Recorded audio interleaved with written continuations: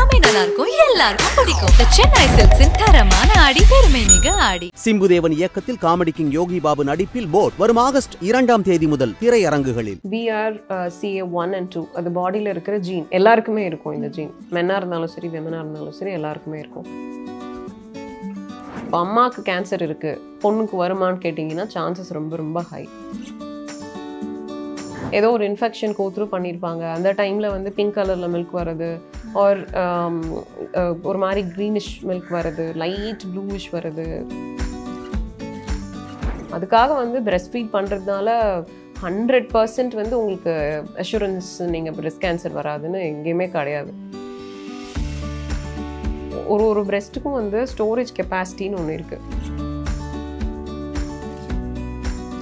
அவ்வளோ கொதிக்கிற தண்ணியை தூக்கி அப்படியே பிரெஸ்ட்டில் போடுறது, பேர்ன் ஆகிலாம் நான் பார்த்துருக்கேன் பிரெஸ்ட்டில். ஏன்னா ரொம்ப சென்சிட்டிவ் ஸ்கின், அதில் வந்து ஆவி பறக்க பறக்க நீங்கள் வந்து ஒரு 4 டைம்ஸ் இது பண்ணுங்கன்னு சொன்னீங்கன்னா அவங்க 16 டைம்ஸ் பண்ணுவாங்க.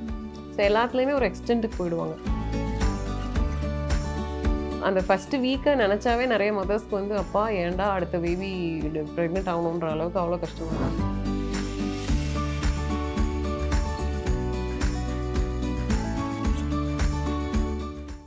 அதே மாதிரி சில அம்மாமார்கள் என்ன பண்ணுவாங்கன்னா ஒன் சைட்லேயே வந்து ஃபீட் பண்ணிட்டு இருப்பாங்க, ஏன்னா அதுதான் கம்ஃபர்டபுளாக இருக்குன்னு சொல்லிட்டு. அது ஃபியூச்சரில் அதாவது அவங்களுக்கு வந்து இப்போ பிரெஸ்ட் கேன்சரோ அது மாதிரி வர வாய்ப்புகள் இருக்குமா? பிரெஸ்ட் கேன்சர் வந்து இதனால் வராது. பிரெஸ்ட் கேன்சர் வந்து ஆக்சுவலி பார்த்தோன்னா நம்ம பாடியிலே இன்ஹெரிட்டண்ட்டாக சில ஜீன்ஸ் நம்ம பேரண்ட்ஸ் கிட்டேருந்து வரும். அதில் வந்து அப்படி ஜீன்ஸ் இருந்தாலுமே இப்போ ரொம்ப அதிகமாக இருக்க மாதிரி இருக்குது. நிறைய பேர் எல்லாருக்குமே பிரெஸ்ட் கேன்சர் இருக்குன்னு சொல்லிட்டு ரொம்ப நார்மலாக சொல்கிறாங்க. அதுதான் இது வந்து இது ஹார்ம்ஃபுல்லாக மாறுறது நம்ம எக்ஸ்போஸ் ஆகிற என்வாயன்மெண்ட் பொறுத்து. BRCA1 and 2 அது பாடியில் இருக்கிற ஜீன் எல்லாருக்குமே இருக்கும். இந்த ஜீன் மென்னா இருந்தாலும் சரி விமனா இருந்தாலும் சரி எல்லாருக்குமே இருக்கும். அது ஒரு ஏஜில் வந்து அது சர்டன் வேரியண்ட்டாக சேஞ்ச் ஆகும்போது கேன்சர் செல்ஸ் டெவலப் ஆகும். இது வந்து பிரெஸ்ட் ஃபீடிங் எப்படி நம்மளை ப்ரொடெக்ட் பண்ணோம் அப்படின்னு பார்த்தீங்கன்னா pregnancy and breast feeding. So ப்ரெக்னென்சியில் ஹார்மோனல் அதாவது ஈஸ்ட்ரோஜன் ப்ரொஜெஸ்ட்ரான் இன்க்ரீஸ் ஆகும்போது பிரெஸ்ட் டெவலப்மெண்ட் ஆகும். அண்ட் பிரெஸ்ட் ஃபீடிங்கில் பார்த்தீங்கன்னா இந்த ஜீனோட வீரியத்தை வந்து கம்மி பண்ணுறது பிரெஸ்ட் ஃபீடிங். 6 months பண்ணியிருக்காங்க அப்படின்னா 5 to 3% இருக்குதுன்னு வச்சுக்கோங்க. 1 year பண்ணியிருக்கிறவங்களுக்கு 20 to 30% கம்மி ரிஸ்க் வந்து கம்மியாகும். ஸோ ஆனால் உங்களுக்கு வந்து இப்போ அம்மாவுக்கு கேன்சர் இருக்குது, பொண்ணுக்கு வருமானு கேட்டிங்கன்னா சான்சஸ் ரொம்ப ரொம்ப ஹை. ஸோ ஒரு சர்டன் ஏஜ் வரும்போது அந்த BRCA1 and 2 பாடியில் இருக்கான்னு சொல்லிட்டு ஃபேமிலி ஹிஸ்ட்ரி இருக்கிறவங்க செக் பண்ணிக்கலாம். பேசிக் டெஸ்ட்டு வந்து மேமோகிராம். ஸோ ஒரு வேளை ஃபேமிலியில் பாட்டிக்கோ அம்மாக்கோ இல்லை வேறு பெரியம்மா அது மாதிரி க்ளோஸ் சர்க்கிளில் இருக்கிறவங்க யாருக்காவது இருக்குது அப்படின்னா கண்டிப்பாக வந்து பிரெஸ்ட் சர்ஜனை ஃபஸ்ட்டே பார்த்து அவங்கக்கிட்ட கவுன்சிலாம். ஆன்காலஜி டிபார்ட்மெண்ட் போகிறதுக்கே நமக்கு பயமாக இருக்கும். இந்த ஹாஸ்பிட்டலில் ஒரு ஆன்காலஜி பிரெஸ்ட் கேன்சர்னாலே நம்மளுக்கு இன்னும் ரொம்ப பயமாக இருக்குது. வேற எங்கேயானா கூட பரவாயில்ல, நம்மள வந்து சர்ஜரி பண்ணிடுவாங்களோ நம்மளுக்கு அதுதான் மைண்டில் இருக்குமே. ஆமாம் அது வந்து பிரெஸ்ட்டு போயிடும்ன்றதை விட கேன்சருன்றது செத்து போயிடுவோமோன்ற ஒரு பயம் தான் வருது. நம்ம ஃபேமிலி யார் பார்த்துப்பா, நம்ம இல்லைன்னா என்ன ஆகும் அப்படின்னு சொல்லிட்டு பயங்கரமாக பயந்துருவாங்க. ஸோ ஹிஸ்ட்ரி இருக்குன்னா மட்டும் போய் உங்கள் கைனகாலஜிஸ்ட்டை ஃபஸ்ட்டு பார்த்துட்டு, கைனகாலஜிஸ்ட் பார்த்தா டெஃபினட்டாக அவங்க ஆன்காலஜி ரெஃபர் பண்ணுவாங்க. ஒரு கவுன்சிலிங் எடுத்துக்கிறது அட்வைசபிள். அப்படி இல்லைன்னா ஸ்கின்ல சேஞ்சஸ் பார்க்குறீங்க, உங்களோட வீனிங்கும் பண்ணிட்டீங்க, பிரெஸ்ட் ஃபீட் பண்ணும்போது நிறைய சேஞ்சஸ் இருக்கும், அதை வந்து நம்ம இக்னோர் பண்ணலாம். ஆனால் வந்து ஸ்கின்ல ஆரஞ்சோட தோல் மாதிரி இருக்குது, வேறு கலரில். இப்போ பிரெஸ்ட் ஃபீடிங் மதர்ஸ்க்கு வந்து சம்டைம்ஸ் அவங்க சாப்பிட்ற ஃபுட் இன்டேக்காக இருக்கலாம், இல்லை இப்போது ஏதோ ஒரு இன்ஃபெக்ஷன் கோத்ரூ பண்ணியிருப்பாங்க, அந்த டைமில் வந்து பிங்க் கலரில் மில்க் வருது, ஆர் ஒரு மாதிரி க்ரீனிஷ் மில்க் வருது, லைட் ப்ளூவிஷ் வருது, எல்லோவிஷ் வருது காமன். ஸோ அதில் வந்து ரெட்டாக இருக்குன்னா உடனே போய் ரெட் ஒரு பிங்க்கில் இருக்குன்னா உங்கள் டாக்டரை மீட் பண்ணுங்கன்னு சொல்லுவோம். ஸோ இன்ஃபெக்ஷன் இருந்துச்சு அப்படின்னா அதை உடனே கேன்சர் நினைக்கக்கூடாது. ஸோ பிரெஸ்ட் ஃபீடிங் பண்ணுற மதர்ஸ் ஸோ வீன் ஆஃப்லாம் பண்ணிவிட்டு அதுக்கப்புறமா வந்து ஒரு 1 year ஆகிடுச்சு நான் வீன் ஆஃப் பண்ணியே, அதுக்கப்புறம் எனக்கு பிளட் மாதிரி வருது பிரெஸ்ட்லேருந்து, ஆர் என்னோட ஸ்கின்ல வந்து ஆரஞ்சு பீல் ஆன மாதிரி குட்டி தோரம்லாம் பெருசு பெருசாக இருக்கிற மாதிரி இருக்குது. ஆரஞ்சோட உள் பக்கம் இல்லை வெளிய பக்கம் ஓகே ஒரு மாதிரி இருக்கும் இல்லையா, ஓட்ட ஓட்டையா. சரி, அந்த டெக்ஸ்சர். ஆமாம், ஸோ அந்த டெக்ஸ்சரே வந்து டிஃப்ரெண்ட் ஆகும். நார்மலாக இருக்கிற பிரெஸ்ட்டுக்கும் இதுக்கும் டிஃப்ரென்ஸ் இருக்கும். பயப்படாமல் ஏர்லியாக போகும்போது ஈஸியாக ட்ரீட் பண்ணிடலாம். அந்த பயத்தில் நமக்கெல்லாம் கேன்சர் வராது, அந்த நமக்கெல்லாம்ன்றது இருக்கக்கூடாது. ஸோ என்னோட கடவுள் டெஃபினட்டாக நானும் ரிலீஜியஸ் பர்சன் தான், பட் எல்லாத்துக்கும் வந்து நம்ம மூட நம்பிக்கையை வந்து கொண்டு வரக்கூடாது. இப்போ ஏதோ ஒரு பிரச்சனை வருது அப்படின்னா நான் வந்து இது டாக்டர் பார்க்க மாட்டேன் அப்படின்னு சொல்லிட்டு நம்ம இருந்தோம்னா லாஸ்ட்டாக போகும்போது ஒன்றுமே பண்ண முடியாமல் எல்லா இடத்துலையும் ஸ்ப்ரெட் ஆகிடுச்சுன்னா என்ன பண்ண முடியும்? ஸோ அந்த பயத்தை கில் பண்ணிவிட்டு ஹிஸ்ட்ரி இருந்ததுன்னா உடனே பார்க்கணும். அட்வைசபிள் என்ன அப்படின்னா ஒரு 40 இயர்ஸ் ஆகுது அப்படின்னா இயர்லி ஒன்ஸ் கண்டிப்பாக மேமோகிராம் பண்ணிக்கணும். இப்போ ஃபஸ்ட்டு இப்போ பிரெஸ்ட் எக்ஸாமின் பண்ணுறப்பயே வந்து கேட்குறாங்க எத்தனை சைல்டு இருக்காங்க, தென் எவ்வளோ நாளைக்கு வந்து நீங்கள் பிரெஸ்ட் ஃபீட் பண்ணீங்கன்னு சொல்லிட்டு. ஏன் அது அவ்வளோ இம்பார்ட்டண்ட்டாக இருக்குங்க? ஏன்னா ஒரு டெலிவரிக்கும் வந்து ரிஸ்க்கு கம்மியாகும். இப்போ வந்து அதுக்காக நம்ம நிறைய டெலிவரி பண்ண முடியாது. ஒரு பேபி தான் இருக்காங்கன்னா அவங்களுக்கு பர்சன்டேஜ் ஆஃப் ரிஸ்க் வந்து ஜாஸ்தி. பிரெஸ்ட் ஃபீடிங் கொஞ்சம் அதிகப்படுத்தினாலும் ஆமாம் அதான் 6 months ஃபீட் பண்ணுறவங்களுக்கு ரிஸ்க் வந்து ஜாஸ்தியாக இருக்கும். 1 year பண்ணியிருக்காங்கன்னா ரிஸ்க் கொஞ்சம் கம்மியாக இருக்கும். 2 years பண்ணியிருக்காங்கன்னா கொஞ்சம் கம்மியாக இருக்கும். அந்த ஜீனை வந்து அந்த டேமேஜ் ஆகிறது வந்து பிரெஸ்ட் ஃபீடிங் பண்ணும்போது கம்மியாகிறதுனால தான் கேட்குறாங்க எவ்வளோ வருஷம் பண்ணுறீங்க. பிரெஸ்ட் ஃபீட் பண்ணாமல் இருக்கும் போது ரிஸ்க் ஜாஸ்தி. இப்போ அந்த 80% ரிஸ்க் இருக்கிறவங்களுக்கு 100% ரிஸ்க் இருக்கும். அதுக்காக வந்து பிரெஸ்ட் ஃபீட் பண்ணுறதுனால 100% வந்து உங்களுக்கு அஷூரன்ஸ் நீங்கள் பிரெஸ்ட் கேன்சர் வராதுன்னு எங்கேயுமே கிடையாது. அதே மாதிரி மேம் இப்போ பிரெஸ்ட் ஃபீடிங் பண்ணுற மதர்ஸ் ஆகட்டும் அவங்களுக்கு வந்து லீக்கேஜ் ஆஃப் மில்க் இருக்கும் அது ஏர்லி ஸ்டேஜஸில். ஸோ அவங்களால வெளில போக முடியாது, லீக் ஆகிட்டே இருக்கும்னு சொல்லிட்டு. ஸோ அதுக்கு என்ன வந்து டிப்ஸோ இல்லை எது தீர்வாக இருக்கும் மேம்? ஃபர்ஸ்ட் இந்த லீக்கேஜ் வந்து எல்லாருக்கும் இருக்கிறதுல சில பேருக்கு வந்து through out the breast feeding இருக்கும். சில மதர்ஸ்லாம் சொல்லுவாங்க மேம் எனக்கு கை வச்சாவே அப்படி வருது, பேபிக்கு ஈவன் 4-5 months ஆகியுமே மில்க் செக்ரேஷன் ஜாஸ்தியாக இருக்கும் சில பேருக்கு. சில பேருக்கு வந்து அந்த பிரச்சனை இருக்காது. ஸோ இருக்கிறது நல்லதான்னு கேட்டிங்கன்னா அவசியம் இல்லை. சில மதர் சொல்லுவாங்க அவங்களுக்கு லீக் ஆகுது மேம், எனக்கு லீக் ஆகலை, அப்போ எனக்கு பாலே இல்லைன்னு தானே அர்த்தம் அப்படின்னு சொல்லுவாங்க. எல்லாரோட பிரெஸ்ட்டும் ஒரே மாதிரி இருக்காது. அஃப்கோர்ஸ் ஒரு பிரெஸ்ட்டுக்கும் வந்து ஸ்டோரேஜ் கெப்பாசிட்டின்னு ஒன்று இருக்குது. ஸோ இப்போ பார்த்தீங்கன்னா நிறைய பேருக்கு அதாவது 99% ஆஃப் மதர் சொல்லுவாங்க எனக்கு ரைட் பிரெஸ்ட்டில் கம்மியாக வருது, லெஃப்ட் பிரெஸ்ட்டில் நிறைய வருது. ஸோ அது எல்லாருக்கும் இருக்கும், அது காமன். ஸோ இங்கே வந்து பார்த்தோன்னா வெளியே போகிறதுப்போ ரொம்ப கஷ்டமான ஃபேஸ்னால் ஃபர்ஸ்ட் ஒரு 2 weeks 3 weeks தான். அதுக்கப்புறம் ஜென்ரலாக கம்மி ஆகிடும். அப்படி கம்மி ஆகலை கஷ்டமாக இருக்குது அப்படின்னா நீங்கள் வந்து ஹைப்பர் லாக்டேஷன் இருக்குதுன்னு அர்த்தம். ஸோ நிறைய மில்க் ப்ரொடியூஸ் ஆகுது. அதை உங்களுக்கு கம்மி பண்ணணும் அப்படின்னா ஸ்டெப் பை ஸ்டெப் கம்மி பண்ணலாம். ஸோ அதை வந்து பிளாக் ஃபீடிங்னு சொல்லுவோம். ஸோ பிளாக் ஃபீடிங்னா ஒன்று இப்போ வந்து ஹைப்பர் லாக்டேஷன் நான் எதை சொல்கிறேன்னா இப்போ பம்ப் பண்ணி எடுக்கிறாங்கன்னா ஒரு 5 minutes கூட இருக்காது, 100 mlக்கு மேலே போயிடும். ஸோ அது வந்து ஹைப்பர் லாக்டேஷன். நிறைய டைம் என்ன நடக்குது அப்படின்னா இந்த மதர்ஸ் நினச்சிக்கிறது ஒரு எங்கேயாவது பிளாகில் எதுலையாவது ரீட் பண்ணியிருப்பாங்க, எக்ஸ்ப்ரெஸ் பண்ணி எடுத்துட்டா எல்லா மில்க்கும் வெளியே வந்துடும். ஸோ அப்புறம் கம்மியாயிடும். எடுக்க வந்துக்கிட்டே தான் இருக்கும்.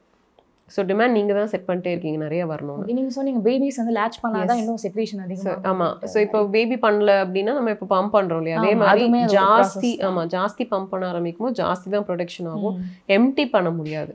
ஸோ என்ன பண்ணும் பிளாக் ஃபீடிங் அப்படின்னா என்னென்னா இப்போ ஒரே பிரெஸ்ட்டில் 3-4 times ஃபீட் பண்ணுறது. ஒரே பிரெஸ்ட்டில் அதாவது இப்போ மார்னிங் வந்து ரைட் பிரெஸ்ட்டில் ஃபீட் பண்ணுறாங்கன்னா சேம் பிரெஸ்ட்டில் நெக்ஸ்ட்டு 3 times ஃபீட் பண்ணுறேன். அப்போ இந்த பிரெஸ்ட்டில் வந்து ஃபுல்லாகி எனக்கு பெயின் ஆகிடுமா? பெயின் ஆகிற வரைக்கும் போகக்கூடாது. ஒரு டிஸ்கம்ஃபர்ட் வரும், ஃபில் ஆகிற மாதிரி வலிக்கிற மாதிரி லைட்டாக ஒரு டிஸ்கம்ஃபர்ட் வரும்போது அங்கே வந்து ரிலீஃப்க்கு மட்டும் எக்ஸ்ப்ரெஸ் பண்ணுறது. ஸோ கையில் பண்ணலாம், அவர் பம்பில் பண்ணலாம். நான் சொல்கிறது கையில் பண்ணுறது பெட்டர், தேவையில்லாமல் ஜாஸ்தி ஸ்டிமுலேட் பண்ணாதீங்கன்னு சொல்லுவேன். கொஞ்சம் அப்போ ரிலீஃப் ஆகிடுச்சுன்னு நமக்கு எப்படி தெரியும்? ஒரு டைட்னஸ் ரிலீஃப் ஆனால் ஹப்பாடான்ற ஒரு ஃபீல் இருக்கும், அது வரைக்கும் பண்ணுங்கள், அதுக்கு மேலே பண்ணாதீங்கன்னு சொல்லுவேன். கோல்ட் கம்ப்ரெஸ் கொடுங்க.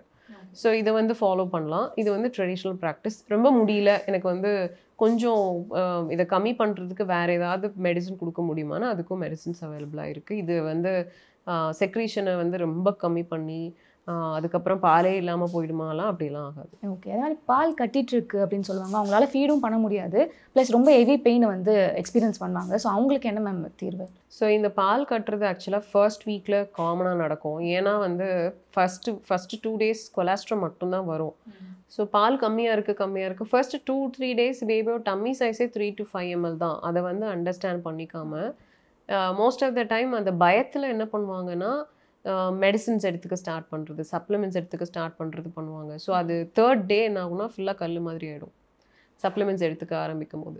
ஸோ அந்த கல் மாதிரி ஆகிட்ட அப்புறம் என்ன பண்ணுவாங்க, சுடு தண்ணி போடுவாங்க. சுடு தண்ணி போடும்போது கொஞ்சம் ரிலீஃப் கிடைக்கும். அதுக்கப்புறம் நிறைய பம்ப் பண்ணுவாங்க, அகேன் செக்ரேஷன் இன்க்ரீஸ் ஆகும். ஸோ அந்த சைக்கிளை பிரேக் பண்ணுறது. கல் மாதிரி ஆகிடுச்சுன்னா வார்ம் கம்ப்ரெஸ் கொடுத்துட்டு பேபி ஃபீட் பண்ணிவிட்டு அதுக்கப்புறமா கோல்ட் கம்ப்ரெஸ் கொடுக்குறது.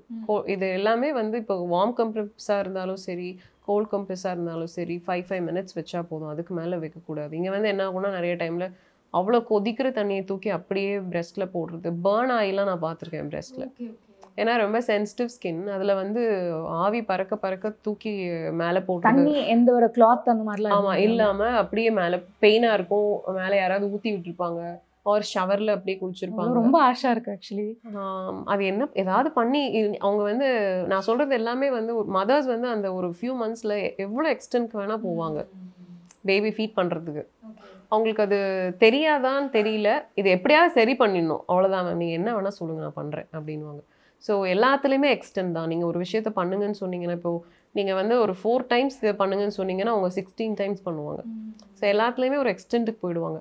ஸோ வார்ம் கம்ப்ரெஸ்னால் இப்படி தான் பண்ணணும், ஆனால் வந்து அவங்க தெரியாமல் டைரெக்டாக சுடு தண்ணி போட்டு பேர்ன் ஆகி வருவாங்க. இது எப்படி ஆச்சு, இது என்ன ஏதாவது இன்ஃபெக்ஷனாக, ஏன்னா வந்து பார்க்குறதுக்கு ரெட்டாக இருக்கும், தோலெல்லாம் பீல் ஆகிருக்கும், இது இன்ஃபெக்ஷனா இல்லை பேர்ன்ஸான்னு இப்போ நம்ம பார்க்குறதுக்கே வந்து அப்புறமா பார்த்த உடனே தெரிஞ்சிடும் கண்டிப்பாக சுடு தண்ணி தான் போட்டிருப்பாங்கன்னு. கேட்டால் ஆமாம் மேம் எங்கள் ஃபேமிலியில் சொன்னாங்க ஒரு ஆண்டி, ஸோ ட்ரை பண்ணதில் இப்படி ஆயிடுச்சு, இது எதாவது பண்ண முடியுமா அப்படின்னு கேட்பாங்க. அதெல்லாம் ஹீல் ஆகிறதுக்கு டைம் ஆகும் இல்லையா. ஸோ அது அந்த ஃபஸ்ட்டு வீக்கை நினச்சாவே நிறைய மதர்ஸ்க்கு வந்து அப்பா ஏன்டா அடுத்த பேபி ப்ரெக்னென்ட் ஆகணுன்ற அளவுக்கு அவ்வளோ கஷ்டமாக இருக்கும். Okay okay. இப்போ பிரெஸ்ட் ஃபீடிங் பண்ணுற மதருக்கு நீங்கள் ஒரு அட்வைஸ் சொல்லணும் அப்படின்னா என்ன மேம் சொல்வீங்க? ஸோ நான் என்ன சொல்வேன்னா, உங்கள் பேபி நீங்கள் ஹாப்பியாக கம்ஃபர்டபுளாக ஃபீட் பண்ணுங்கள், அந்த பீரியடை வந்து என்ஜாய் பண்ணுங்கன்னு தான் சொல்லுவேன். இதில் ஏதாவது சேலஞ்சஸ் இருக்குது அப்படின்னா ப்ரொஃபஷனல் சப்போர்ட் ஃபஸ்ட்லேயே எடுங்க. ஸோ அந்த 3-4 months வரைக்கும் வெயிட் பண்ணிவிட்டு உங்களுக்கு தெரிஞ்சதெல்லாம், இப்போ ஒரு பம்ப் வாங்கணுன்னா கூட அந்த பம்ப் நமக்கு கரெக்டான வந்து ப்ரொஃபஷனல் சப்போர்ட் கேட்க மாட்டாங்க. ஒரு பம்ப் 8000 ரூபாய்க்கு வாங்கியிருப்பாங்க, இன்னொரு பம்ப் 10,000 ரூபாய்க்கு வாங்குவாங்க, இன்னொரு பம்ப் மேனுவல் பம்ப் ஒரு 3000 ரூபாய்க்கு வாங்கியிருப்பாங்க. இப்படி நிறைய காசு வேஸ்ட் பண்ணிவிடுவாங்க, எதுவுமே ஒர்க் அவுட் ஆகிருக்காது, திருப்பி வருவாங்க கன்சல்டேஷனுக்கு. ஸோ அந்த ஃபஸ்ட்டு அந்த ப்ரொஃபஷனல் சப்போர்ட் எடுத்துக்க மாட்டாங்க. ஸோ நிறைய கன்ஃபியூஸ் ஆகிக்காதீங்க. இப்போ எல்லா இடத்துலையுமே வந்து எங்கே பார்த்தாலும் இன்ஃபர்மேஷன் கொடுக்குறதுக்கு அவ்வளோ பேர் இருக்காங்க. ஸோ ஒரு குழந்தை டெலிவரி பண்ணிட்டாங்க அப்படின்னா அவங்களுக்கு எல்லாம் தெரியுன்ற ஒரு இது வந்துடுது. ஓகே, ஸோ இதில் வந்து அவங்க எக்ஸ்பீரியன்ஸ் ஜேர்னி ஃபுல்லாகவே டெஃபினட்டாக எக்ஸ்பீரியன்ஸ் வந்து ஒருத்தருக்கும் வேரி ஆகும். ஒருத்தருக்கு ஒர்க் ஆகிருக்கிறது ஒருத்தருக்கு ஒர்க் ஆகாது. ஸோ எனக்கு ஒர்க் ஆகிருக்கு, இதை நீங்கள் பண்ணால் சரியாயிடும்னு சொல்லும் போது எல்லாரும் அதை ஃபாலோ பண்ணுறாங்க, தப்பு கிடையாது. ஆனால் அந்த டைமில் அவங்க கோ த்ரூ பண்ணுறாங்கல்ல அந்த ட்ராமா, அது வந்து அவங்களுக்கு அது லைஃப் டைமுக்கு இருக்கும். ஸோ ஏதாவது சேலஞ்சஸ் இருக்குது அப்படின்னா ஃபஸ்ட்டு ப்ரொஃபஷனல் சப்போர்ட் எடுங்க, ப்ரொஃபஷனல்ஸை ட்ரஸ்ட் பண்ணுங்கள். ஈவன் கைனகாலஜிஸ்ட் கூட 2-3 கைனகாலஜிஸ்ட் வச்சுருப்பாங்க ப்ரெக்னென்ட் ஆகிட்டு. அந்த கைனகாலஜிஸ்ட் இது சொல்கிறாங்க, இந்த கைனகாலஜிஸ்ட் ரீஅஷூரன்ஸ் மாதிரி ரெண்டு பேரும் ஒரே செகண்ட் ஒப்பீனியன் எடுக்கிறது தப்பு கிடையாது. ஆனால் வந்து டெஸ்ட் பண்ணுறது யார் நாலேஜபிள், ஒரு 4 கைனகாலஜிஸ்ட். ஏன்னா நிறைய டைமில் பார்க்கும்போது யார்கிட்ட இவங்க டெலிவரி பண்ண போகிறாங்கன்னு என்கிட்ட சொல்லுவாங்க, மேம் இவங்க இது சொன்னாங்க, அவங்க இது சொன்னாங்க, இந்த டாக்டர் இது சொன்னாங்க, இதில் எது கரெக்டுன்னு என்கிட்ட கேட்பாங்க. ஸோ ஒருத்தரும் ஒரு ஸ்டைலில் ப்ராக்டிஸ் பண்ணுவாங்க, யாரும் பேஷண்ட்டை ஹார்ம் பண்ண மாட்டாங்க first of all. So medical ப்ரொஃபஷனல்ஸ்ன்றப்போ சம்டைம்ஸ் இதான் மிஸ்டயக்னோஸ் பண்ணுறதுக்கு சான்சஸ் இருக்குது. அதனால் செகண்ட் ஒப்பீனியன் எடுக்கிறது தப்பு கிடையாது. பட் ஒரு டாக்டரை வந்து ட்ரஸ்ட் பண்ணுறது ரொம்ப முக்கியம். ஸோ பிரெஸ்ட் ஃபீடிங் ஜேர்னியில் பிரெஸ்ட் ஃபீடிங் மதருக்கு நான் சொல்கிறத விட அவங்க ஃபேமிலிக்கு தான் நான் சொல்லுவேன். ஏன்னா இந்த இயரோட தீமே வந்து breast feeding support for all. So judge பண்ணாமல் சப்போர்ட் பண்ணுங்கள். நீ வந்து இதை பண்ண அதனால தான் இது ஆயிடுச்சு, உனக்கு இது தெரியல, எவ்வளோ வாட்டி சொல்லி தந்தாலும் புரியல. ஸோ ஃபஸ்ட்டு 3 months வந்து அவங்களுக்கு சுத்தமாக எதுவுமே புரியாது, ஒரு மாதிரி ஒரு அட்லீஸ்ட் ஒரு 1 month-ஆவது அவங்களுக்கு கம்ப்ளீட் சப்போர்ட் கொடுக்குற மாதிரி இருக்கவங்க எல்லா விஷயத்துக்கும் வந்து ரொம்ப பிரேக் ஆகி அழுவாங்க. ஸோ அந்த டைமில் வந்துட்டு இந்த நார்சிஸ்டிக் பிஹேவியர்னு சொல்லுவாங்க இல்லையா, எல்லா ப்ளேமையும் தூக்கி மதர் மேலே போடுறது, அது வந்து எல்லாருமே அந்த வீட்டில் நார்சிஸ்ட் ஆகிடுவாங்க. ஸோ ஃபுல் ப்ளேமை தூக்கி மதர் மேலே போட்டுட்டு அவங்கள வந்து ஒரு கட்டை எடுத்து அடிக்கிற மாதிரி தான். என்ன பண்ணாலும் திட்டுறது, என்ன பண்ணாலும் அவங்கள ப்ளேம் பண்ணுறது, அது மாதிரி இல்லாமல் சப்போர்ட்டுன்றது என்ன அப்படின்னா கஷ்டத்துலேயும் நம்ம ஃபேமிலியாக வந்து சப்போர்ட் பண்ணணுன்றது தான், எஸ்பெஷலி ஹஸ்பண்ட். ஸோ எல்லா டைம்லேயும் வந்து அவங்க புலம்புனாலும் சரி அழுதாலும் சரி அது ரொம்ப அனாயிங்காக தான் இருக்கும். பட் வேறு வழி கிடையாது. ஒரு பீரியட் வந்து அவங்க அப்படி தான் இருப்பாங்க, ஒரு 1 or 2 months அப்படி தான் இருப்பாங்க. ஸோ அவங்களுக்கு கம்ப்ளீட் சப்போர்ட் கண்டிப்பாக கொடுத்து தான் ஆகணும். ஸோ அப்படி இருக்கும்போது அந்த ஜேர்னி வந்து ஹாப்பியான ஒரு ஜேர்னியாக இருக்கும். கண்டிப்பாக மேம், நீங்கள் சொன்ன நிறைய இன்ஃபர்மேஷன்ஸ் வந்து கண்டிப்பாக பார்த்துட்டு இருக்க பிரெஸ்ட் ஃபீட் பண்ணுற அம்மாவுக்கு ரொம்பவே வந்து ஹெல்ப்ஃபுல்லாக இருக்கும். Thank you so much ma'am. Thank you. எல்லாமே நல்லா இருக்கும், எல்லாருக்கும் பிடிக்கும். சென்னை சில்க்ஸின் தரமான ஆடி, பெருமை மிக ஆடி. சிம்புதேவன் இயக்கத்தில் காமெடி கிங் யோகி பாபு நடிப்பில் போட் வரும் ஆகஸ்ட் 2 முதல் திரையரங்குகளில்.